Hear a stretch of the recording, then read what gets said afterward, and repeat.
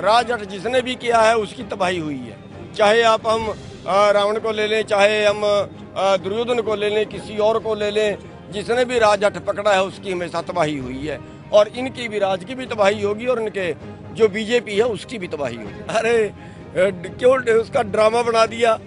ये तो फिर जो खट्टर साहब है वो भी पाकिस्तान से है, क्या हम उनको पाकिस्तानी बोलते हैं? अरे धरती पे पैदा हुए हैं तो धरती पे ही रहेंगे कि चांद पे जाके रहेंगे? कृषि कानूनों का विरोध कर रहे किसान एक बार फिर से अपने आंदोलन में जान फूंकने में जुटे हैं।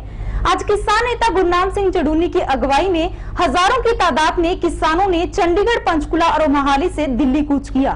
इस दौरान किसान नेता गुरनाम सिंह चडूनी की अगुवाई में हजारों किसान अंबाला पहुंचे, जहां पर उनका अंबाला के किसानों ने जोरदार स्वागत किया। मीडिया से रूबरू होते किसान नेता गुरनाम सिंह चडूनी भाजपा पर जमकर बरसते हुए नजर आए। दिखाते हैं आपको। कृषि कानूनों के खिलाफ किसानों का आंदोलन लगातार जारी है। अब हरियाणा और पंजाब के अलग अलग जिलों से फिर किसान सरकार को ताकत दिखा रहे हैं। इसी कड़ी में अंबाला, करनाल और पानीपत के बाद आज हजारों की तादाद में चंडीगढ़, मोहाली और पंचकुला के किसानों ने दिल्ली कूच किया। किसान नेता गुरनाम सिंह चडूनी की अगुवाई में किसानों का काफिला दिल्ली के लिए रवाना हुआ और बीच रास्ते अंबाला में काफिले का जोरदार स्वागत भी किया गया।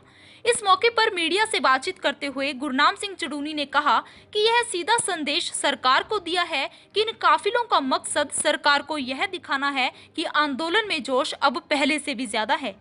वहीं किसान नेताओं की आपसी फूट पर भी चडूनी ने प्रतिक्रिया देते हुए कहा कि हर आंदोलन की कामयाबी का अंतिम पड़ाव फूट से पार पाना है।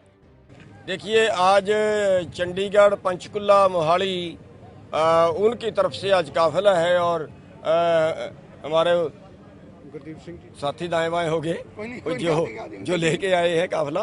तो और यहाँ पे हम अभी अंबाला में पहुँचे हैं और अंबाला में जो बलजिंदर जी हैं और अमरजीत जी हैं, मलकीत जी हैं, गुलाब जी हैं, इन सब भाइयों ने यहाँ पे लंगर का इंतजाम किया हुआ है। ये हमारे पंजाब के प्रधान हैं गुरमीत सिंह जी। तो हमारा मकसद जो है वो सरकार को ये दिखाना है कि सरकार जो ये कहती है कि वहाँ पे हमारी संख्या कम हो गई है, हम ये दिखा रहे हैं कि हमारे में जितनी जागृति पहले थी उससे ज़्यादा जागृति अभी आ गई है। जो शहर के लोग हैं, जो बहुत दिनों से मोहाली में, चंडीगढ़ में लगातार चौकों पे खड़ रहे हैं, उनके अति आभारी और आज वो अपना प्रदर्शन करने के लिए दिल्ली में दस्तक दे रहे हैं और मोहाली से कूच करके दिल्ली की तरफ आज बड़ा जत्था लेके जा रहे हैं। देखिए, 4 स्टेप होते हैं आंदोलन तोड़ने के।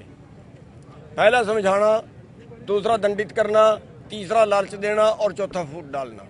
और जो आंदोलन चारों स्टेप पार कर गया वो आंदोलन जो दिल करे सरकार से मनवा ले। लेकिन आज तक का इतिहास रहा है कि 3 स्टेप किसी आंदोलन ने पार किए हैं और चौथा स्टेप आज तक किसी आंदोलन ने पार नहीं किया है। आध में जाके, बीच में जाके कहीं ना कहीं फूट पड़ जाती है। अन्ना आंदोलन को आप ले लीजिए, देश के गली कुचे में चला था। तो ये जो चौथा स्टेप है ये कोई कर्मों वाला आंदोलन पार करता है। और जो चौथा आंदोलन पार करके चौथा स्टेप जो चाहे सरकार से मनवा ले, फिर सरकार बहुत कमजोर है। फिर जो चाहे मनवा ले, हर बदलाव हो सकता है। चौथे स्टेप की ही बात होती है, बस फूट ना डले। और ये आमतौर पे हमारे देश में डालना तो बहुत आसान है, कहीं हिंदू मुसलमान के नाम पे, कहीं जाति के नाम पे, कहीं धर्म के नाम पे, कहीं इलाके के नाम पे। यहाँ तो बहुत आसान। मुख्यमंत्री मनोहर लाल खट्टर को पाकिस्तानी बताने के बाद पंजाबी समुदाय किसान नेता चडूनी से खासा नाराज दिखाई दे रहा है। लेकिन आज चडूनी ने अपने इस बयान पर भी सफाई देते हुए कहा कि उनके बयान को समझा नहीं गया। वहीं चडूनी ने कहा कि इतिहास गवाह है कि जिसने राजहट पकड़ा है उसकी तबाही हुई है और अब इनके राज की और भाजपा की तबाही भी होगी। अरे क्यों उसका ड्रामा बना दिया? मेरी बात को पूरा समझा तो है नहीं। मैं क्या कह रहा हूँ कि खट्टर साहब ने बयान दिया कि खोरी गांव के अंदर जहाँ 1 लाख लोग हैं और उनको निकाल के सड़क पे फेंका जा रहा है, गरीब आदमियों को, उनके लिए बहुत दिन से वो आंदोलन कर रहे हैं। जिस दिन मैं गया वहाँ पे लाठीचार्ज मेरे जाने से पहले कर दिया, मेरे को भी अंदर नहीं जाने दिया गया। उसके आगे बैठ गए। फिर खट्टर साहब का बयान आया। फिर खट्टर साहब का बयान आता है कि जो हरियाणा के हैं हम उनको रहने की जगह देंगे। अरे धरती पे पैदा हुए हैं तो धरती पे ही रहेंगे कि चांद पे जाके रहेंगे? अगर कोई 20 साल से बिहार का आदमी आके हरियाणा में रह रहा है, अगर कोई 30 साल से यूपी का आदमी आके खोरी गांव में रह रहा है, तो क्या अब उनको हम बिहार का बोल देंगे? उसका जवाब मैंने दिया था कि ये कोई मापदंड नहीं है, ये तो फिर जो खट्टर साहब है वो भी पाकिस्तान से है, क्या हम उनको पाकिस्तानी बोलते हैं? हरियाणा के बोल रहे हैं, हम उनको हरियाणा के हैं।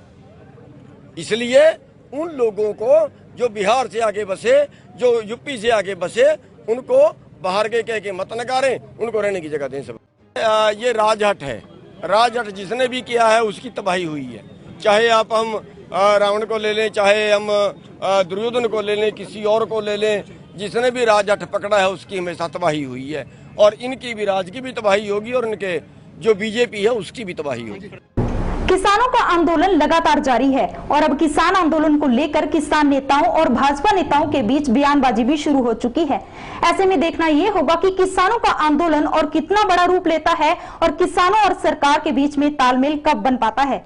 बहरहाल अंबाला से जुड़ी तमाम खबरों की जानकारी के लिए आप जुड़े रहिए हमारे साथ हमारे Facebook page Ambala breaking news पर और हमें यूट्यूब पर भी सब्सक्राइब करें और अपने फोन स्क्रीन पर डेली अपडेट्स पाने के लिए प्ले स्टोर से हमारी ऐप को डाउनलोड करना ना भूलें।